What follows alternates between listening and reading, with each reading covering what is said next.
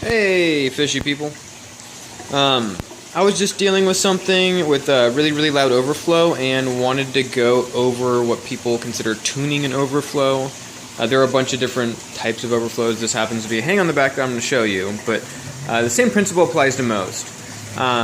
You get really loud noise when you have a siphon that's being broken. So if it siphons, breaks, you get a glugging sound. It's really loud, and I'm going to demonstrate that. So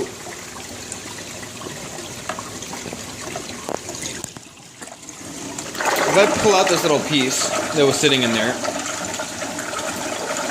it's obviously much louder. You know, that would be very unacceptable in a house to have an overflow this loud. By putting this pipe in here, what's happening, and you can see it in this little cutout, maybe, is there's a vortex of air that's being drawn in through the top. So water is going in the side and in through the top. Because I have this opening in the top, it allows constant amount of air to go in through there, and that breaks the siphon so I don't get a glugging noise. Over here I have the same issue. This is actually the one that came with it. So again, if I take that out, it gets really loud.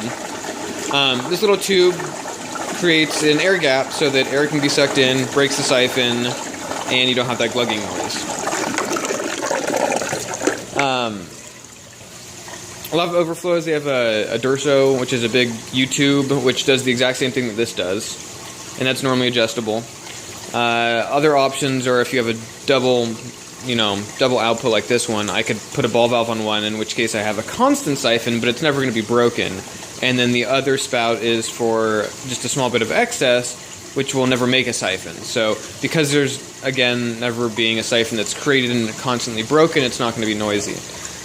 Tuning, if you're doing something DIY, you might have to tune it a little bit more.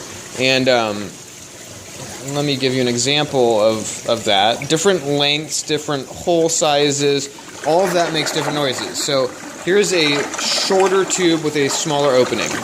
Now if I put this in here, it's going to drastically help. It's not nearly as loud, but I can still hear that. Hopefully that picks up on the camera. That's much better, but it's not silent or closer to being silent. I wouldn't say you're ever going to get completely silent. Replace that with this one again, and not going to be nearly as loud. So, hopefully that's helpful. Oftentimes, what you'll have to do is, you have a small cap on the top, and you have to drill a hole, and you might have to drill that hole larger or smaller. It takes a little bit of experimenting, but by tuning it, you get a much quieter aquarium, which is helpful. Anyways, hope that helps someone out there. Have a great day, you guys. Hope your tank's doing well. Bye.